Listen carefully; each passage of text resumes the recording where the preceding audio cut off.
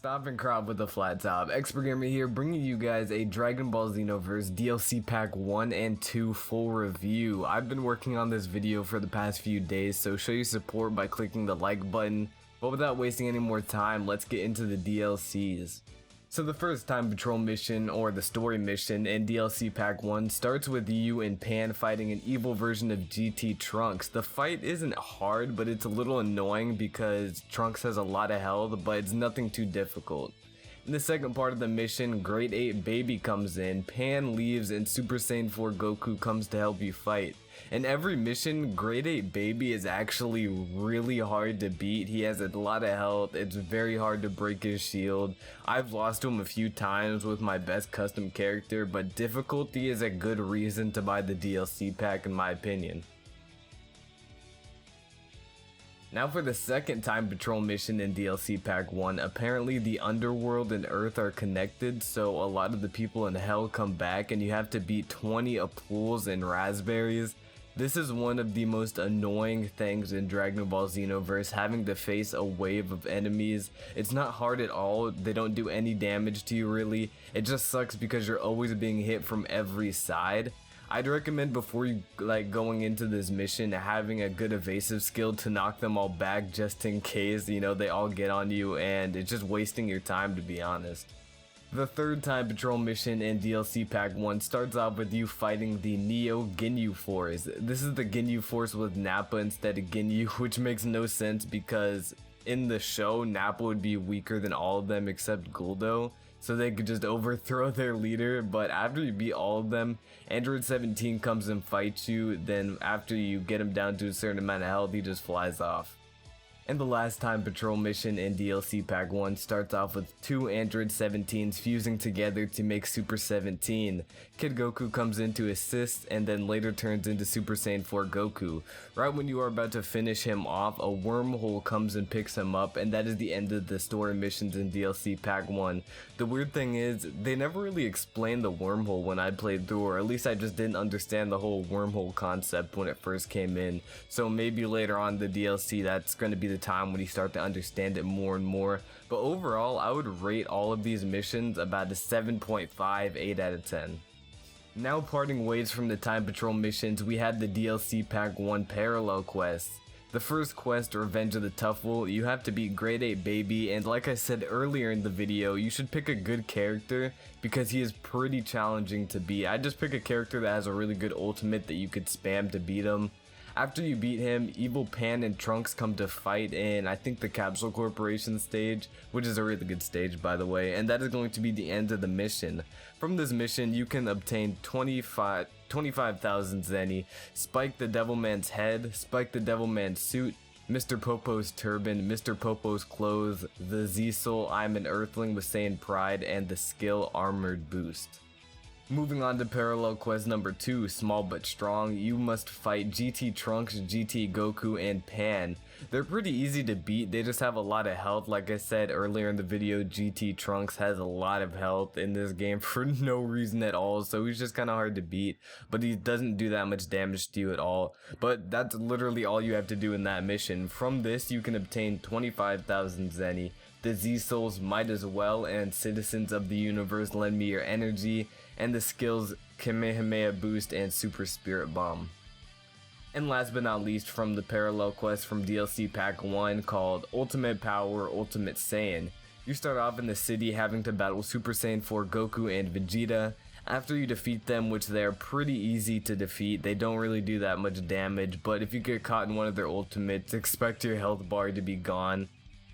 After you defeat them, they fly up to the pod landing stage and fuse into Super Saiyan 4 Gogeta. Mid-battle, Omega Shenron will show up to join forces with Gogeta. The funny thing is that Omega Shenron has 3 fucking bars of health, which is crazy. I don't think we have ever seen a character with 3 bars of health, so yeah, that's a first. And after those events, that will be the end of the mission. From this, you can obtain 25,000 Zeni, the Z-Souls, Citizens of the Universe Lend Me Your Energy, and I'm an Earthling with Saiyan Pride, the clothing Murasaki-Style Ninja Suit, and Yamcha's clothes, and last but not least, the skills Powerful Combo, and Scissors Paper Rock. Now that we've crossed out story and PQs off the list, from that we obviously get new characters to play as. From DLC Pack 1, we can now play as GT Trunks, GT Goku, and Pan. Starting off, I will be using GT Goku. Now he has 3 forms, and the only one that I'm going to show is his 3rd form because that is his best one in my opinion. He has the power pull moves and can go Super Saiyan. Now he does have a form that could go Super Saiyan 3, but I don't think that one's the best one because his moveset for that form is kind of butt, to be honest. But he plays very nicely. He's fast and a heavy hitter with good all-around stats. Now I do think that the regular Goku that you can play as is better, because regular Goku is honestly one of the best and most OP characters to play as in this game. Obviously, he's the main character. Why would they even make him weak? I'll probably be making a video on that, like the top 5 Xenoverse playable characters. But yeah, GT Kid Goku is an okay character to play as. He's very easy to learn, and overall, I would rate him about an 8 out of 10.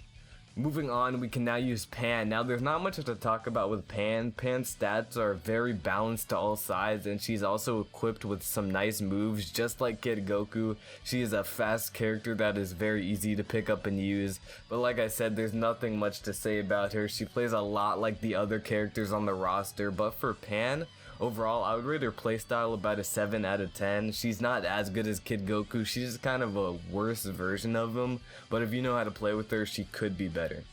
And lastly, finishing off the DLC Pack 1, we have GT Trunks now as a playable character. I'm not going to go in depth with him at all because it is literally just the regular Trunks from the roster with a different skin and like one different move. He plays the exact same speed, almost the same stats, but oddly enough, GT Trunks' ultimate is Victory Rush.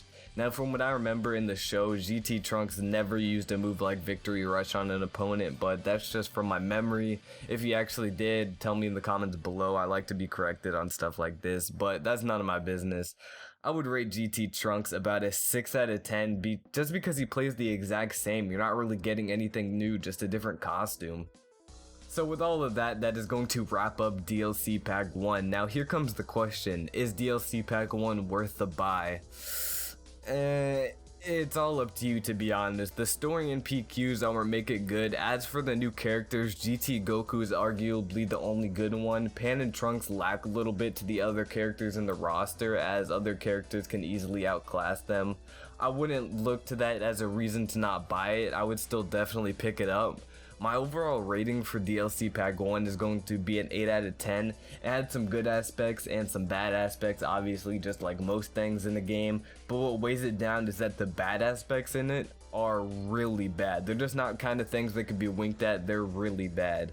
But that's enough rambling. Without wasting any more time, let's hop right into DLC Pack 2. So the first Time Patrol mission in DLC Pack 2 starts you off fighting an evil version of Nova Shenron followed by evil Ice Shenron. I find this mission weird because from the last PQ of DLC Pack 1 we saw the wormhole pick up Super 17 and they never explained what happened to Super 17 with the wormhole, but that can easily be winked at in my opinion. But I kind of want to know what was going on with the wormholes. I feel like that would have plugged up things that would be, how would I word this? That would plug up things that would be how would I word this? Plug up things that would be unheard of in the story, because at that point, first playing through, I did not know what was going on with the wormhole, and I wanted them to explain it more, but like I said, that can easily be winked at.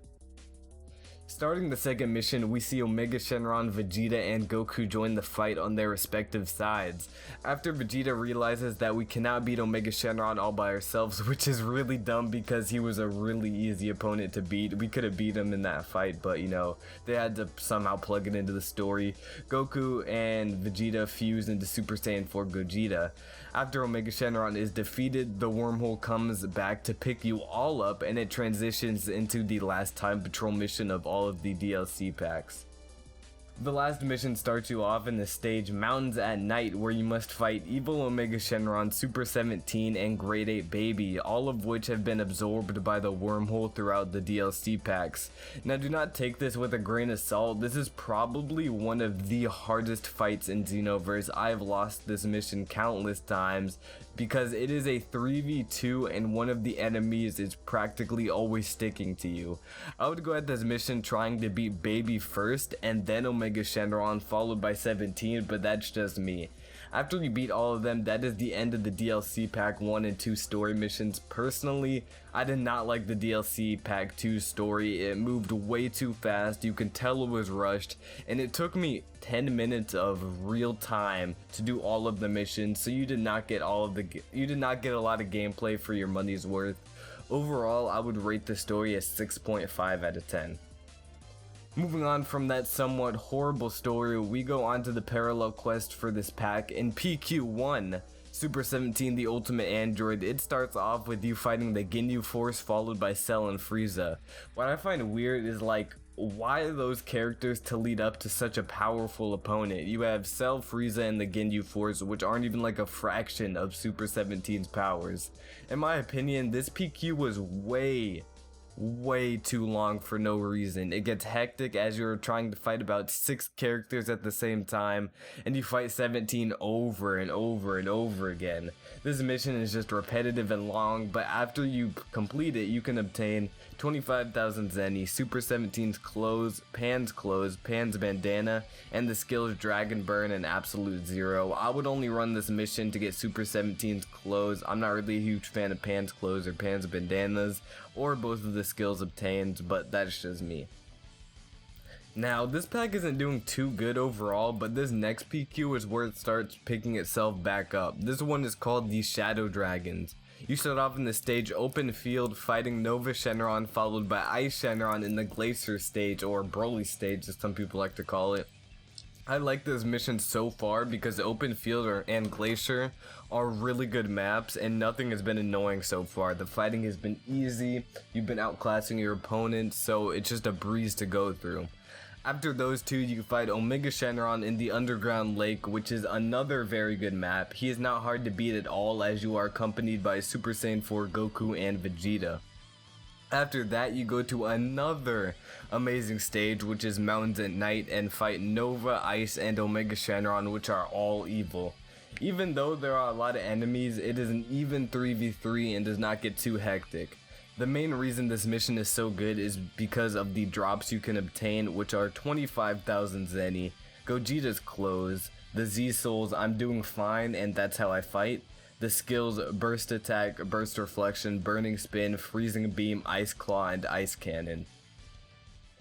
Moving on to the last PQ from DLC Pack 2, it is called Insidious Plot. You are to fight Mira and Toa at the stage Wasteland, which is another great open stage. Mira and Toa are very easy to beat as you can pick 2 strong teammates to help you through this mission, but just like the last PQ, the main reason I like to run this mission is to grind for these amazing items, which are 25,000 Zeni, Mira's clothes, Toa's clothes, the Z Souls I Feel It, a powerful energy, and Revival of the Demon Realm is at hand. And last but not least, the skills Gallic Beam Explosion, Infinity Explosion, Serious Bomb, Time Bullet, and Energy Zone. So we went from pretty much all the story missions and the first PQ to being kinda butt, to the second and third PQ being almost perfect. But now to end this full review, which if you guys are enjoying, make sure to destroy the like button because a lot of work was put into this. We are going to review the 4 new playable characters. The first character we're going to be looking at is Ice Shenron. Now, Ice Shenron has kind of a weird moveset, and I'm not saying it's bad, it's just weird to get used to.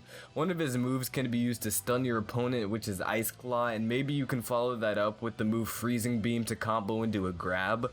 I'll keep you guys updated on Ice and Nova because they're like hard characters to get into, but if you can get into them well, they can be really good. Oddly enough, Ice Shenron's ultimate in my eyes is completely useless. I would never recommend using it as it is pretty much always guaranteed to miss, and if you hit it, just like the move Freezing Beam, it just freezes your opponent from what I know, And that's going to be it for Ice Shenron. His rating is going to be a 7.5 out of 10 because I don't know how to play with them all that well, but once I get to know him better, he will become maybe like an 8.5 out of 10. Moving through, we are going to be using Nova Shenron, who is noticeably better than Ice, mainly because his ultimate is actually usable, and his attribute spread is better because in Xenoverse, I've noticed you can win battles with only 4 bars of ki, which means you have 0 points in that section to hold ki. You don't even need to use ki that much to win battles, so Nova and Ice switch their ki and stamina, so that's number 1. Nova has a lot of stamina and not that much ki, which you need stamina to play the game, and you don't need ki that much to play the game. Second, Nova has a move where you can get all of your stats raised in return that you can't use any more skills for like a minute. It might be 30 seconds to a minute, I'm not sure, which is fine because he's so fast and agile that hitting could just get the job done. I would only recommend using this once you are at a big amount of health closer to winning than your opponent. Overall, I would rate Nova Shenron an 8.5 out of 10. He's a very solid character. Second to last character on this list is going to be Mira. Now, I'm only going to be reviewing Mira's last costume because that is arguably his best one. Now, the first thing I've noticed with Mira is that he is very slow. Fighting a fast character like Gotenks or Birder would definitely be a big problem for him. You would have to play around that, which is completely possible, I know, it's just harder to learn. It's a different playstyle. Moving on to his moveset, he has Infinity Explosion, which can be comboed off of a flying teleport hit, Gallic Beam Explosion, which is almost identical to the Gallic Gun, only it trades speed for power, Android Kick, which is a pretty bad move, I wouldn't recommend using it that often, and Phantom Fist, which I'll be honest, I have no idea which does, I have no idea what it does, and his ultimate Serious Bomb, which is kind of hard to hit, but if you do hit it, it does numbers on your opponent's health bar. Overall, I would rate Mira a 6.5 out of 10 because he is outclassed by many fast characters and outclassed by a bunch of other slow characters on the roster. And lastly, to finish off this review, we have Toa. Fun fact, Toa is actually Deborah's sister. I thought that was kind of cool when I heard it, but Toa, in my opinion, is better than Mira because she is fast, has an amazing combo game, can freeze opponents, and her ultimate heals her for no drawbacks. With all of that said, she has a pretty massive bar of ki, able to use her ultimate twice and 1 super. She also has the move Bloody Sauce, which can combo easily off of basic hits. Overall, I would rate Toa a 9 out of 10 because of her stats, skills, better than all of the others from both of the DLCs. Yes, I do think Toa is the best new playable character, but obviously that is my opinion. If you don't agree with me, tell me why in the comments below. But just like DLC Pack 1, I'm going to give my rating of this pack and both of them as a whole. This pack, DLC 2, is going to receive an 8 out of 10. The beginning of it was pretty trash, but the last 2 PQs and all of the new playable characters made it what it is. Overall, both of these packs combined is going to stay an 8 out of 10. Personally, I would get the season pass for both of the packs for the low price of $25. I would not recommend only getting one of them. I feel like you're not getting all of which you could get for your money's worth. But this was a pretty long video that I put a lot of my time and effort into, so if you guys enjoyed, make sure to leave a like, say whether this video made you guys want to buy or not buy the DLC, and also subscribe for more Dragon Ball Z content. Peace out, everybody.